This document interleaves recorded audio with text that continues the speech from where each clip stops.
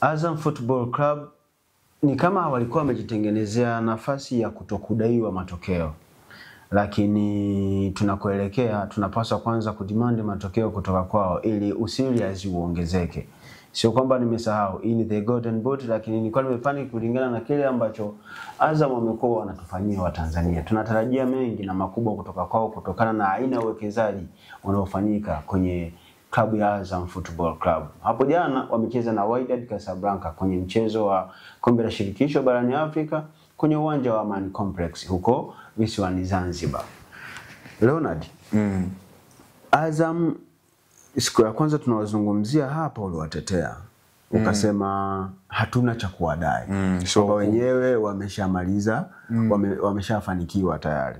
Lakini ukiangalia aina ya uwekezaji uliopo kwenye klabu ya Azam, kutokuwadai matokeo ni kuwakosea heshima.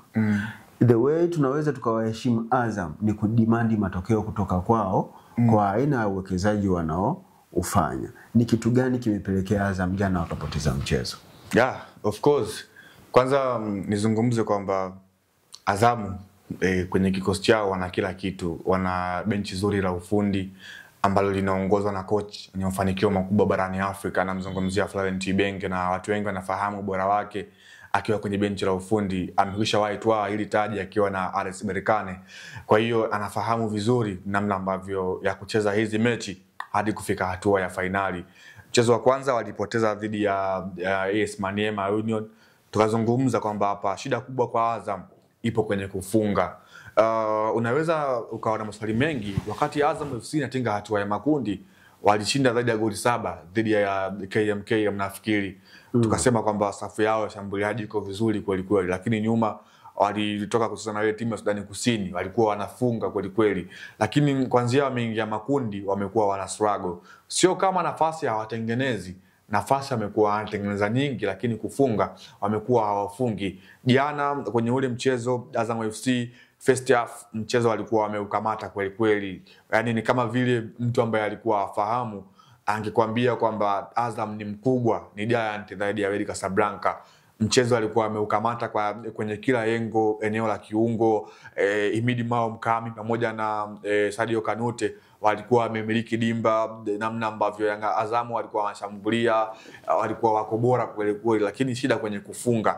Lakini muda mwingi nilikuwa nazungumza kwamba always experience matter most kwenye hii michuano. Angalia namna ambavyo Wydad Casablanca walikuwa wanacheza. Walikuwa wanafahamu kwamba Azam wana home advantage, wapo kwenye uwanja wa nyumbani. Wao kitu kikubwa ambacho walikuwa wanakifanya, walikubali kuwa kama vile timu ya pili. Respect ambayo walimpa Wydad Casablanca walimpa Azam, ile ndio maana ya timu kubwa. Wao wamekuwa wanajua, wana wachezaji ambao kwenye hii michuano wanajua zaidi jinsi gani anaweza kuicheza. Angalia one chance one goal, Tembinkosi Lochi anapiga kisigwano ambacho Nurdin Amrabat anaweza kufunga bao ambalo linawapa alama 3 muhimu na kuwa kwenye kilele na alama 6 kwenye kundi lao. Azam FC bado mimi nasema kwamba kwa hichi ambacho wamekipata hawastahili kulaumiwa. Bado wana mengi ya kuweza kujifunza kutokana na historia yao kwenye klabu, kuwa ni mara yao ya kwanza kwenda kushiriki kwenye hii michuano. Unajua mimi siamini kwenye kujifunza kwa mtu aliyeshindwa. Naamini kujifunza kwa mtu aliyefanikiwa. Bila kujali amepitia nini na nini, lakini aliyefanikiwa ndiye mtu ambaye tunapaswa kujifunza kwake. Azam kama hawatapata matokeo ya ushindi hata mchezo mmoja kwenye hatua hii waliofika, watakuwa wamejifunza kitu gani, au ni kitu gani kipi watakuwa wamekipata kwenye maisha yao, ili hali wameingia kwenye group stages then hawakuweza kupata alama hata moja? Si ni kama hawajafika group stages? Yeah, of course. Kitu ambacho Azam FC wanaweza wakajifunza kutoka kwenye msimu huu, namna ambavyo ya kuzicheza hizi mechi za hatua ya makundi nyumbani na ugenini. Walipaswa kujifunza kwa Simba na Yanga ambao tayari, yani kujifunza kwa Simba na Yanga yenyewe haiwezi katosha. Lazima klabu yenyewe iingie, ifeel aina ama ile ladha chungu na tamu ambazo zipo kwenye hii michuano. Kuna muda Azam FC wataenda kwenye taifa and then wakae airport masaa 5, wakae masaa 12 pasipo kupokea huduma. Ili ni experience. Kwa mfano Namungo ameshawahi kukipata hichi kitu wakati anaenda Angola kukipiga dhidi ya, nafikiri ilikuwa ni Premier de Agosto. Yeah, of course ile experience ambayo Azam ana Kwa hiyo kupitia hii michuano, lakini mpira wa Afrika sasa hivi umestaarabika, hivyo vitu sio sana. Ndio nasema, yani psychological Azam vitu kama hivi hapa inabidi avipitie. Azam atakwenda kufeel kitu wakati anakwenda kurejeana mchezo wake wa marejeo dhidi ya Wydad Casablanca nchini Morocco kwenye uwanja wa Mohamed wa 5, uwanja ambao unaingiza mashabiki zaidi ya 60,000. Yani ile feelings, uwanja umejaa, mashabiki wanazomea mwanzo mwisho, watu wanapiga vitochi, watu wanashana machupa, ile feelings, yani watapata experience. Yule Foba ambaye tunamwona sasa hivi anasaga kwenye mchuano wa shirikisho, kama Azam FC akifanikiwa kufuzu tena hatua ya makundi shirikisho au ligi ya mabingwa barani Afrika, atakuwa na experience namna gani ielekee ile mechi. Yani mchezaji mwenyewe anakuwa na feel kwamba tulikuwa na Azam FC hii tukaja hapa tukafanya hivi, anakuwa na ile experience. Lakini kwa wakati huu Azam FC kila kitu kwao ni kigeni. Yani jana, mchezo wa jana, mwalimu ndo anajua jinsi gani aingie na timu kubwa, and then yeye akiwa na home advantage, lakini bado wachezaji kwa sehemu moja ama nyingine walikuwa wana ile hofu kwamba huyu ni Wydad Casablanca muda wote anaweza akatufunga. Huyu ni Stefan Kiaziz, mchezaji bora MVP ashapita kwenye ligi yetu, kwamba huyu Tumisango Rabonye, huyu Tembinkosi Lochi yuko bora. Lakini unakuja kuangalia kama wangekuwa na experience kama timu, kwamba timu yetu sisi bwana imeshaingia hatua ya robo finali na kwamba shirikisho barani Afrika tuna experience 1 2 3, wangeweza kumudu ile mechi. Yani mechi ilikuwa nyeupe sana kwao mchezo wa jana. Mechi walikuwa wamekamata na mechi walikuwa wana uwezo ya kuweza kuimaliza kwenye kipindi cha kwanza, lakini bado walikuwa wana struggle. Kitambala Bola amekuwa ni mchezaji ambaye anajua kweli kweli kusumbua safu ya ulinzi ya timu pinzani. Yani body physical yake, namna ambavyo yupo, ana mwili mzuri ambao anaweza kuwasumbua mabeki kweli kweli na anaweza akatoa ushindani kwa walinzi, lakini bado kwenye kufunga amekuwa na struggle.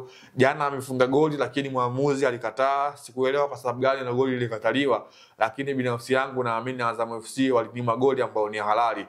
Mara baada ya mchezo kuisha, nikasikia interview ya Edi Suleiman Nado akizungumza mara baada ya ule mchezo. Alizungumza kwamba wao walikuwa bora zaidi ya Wydad Casablanca, lakini ni of course Azam FC alikuwa bora, lakini wao wamenufaika na nini kwenye hii michuano?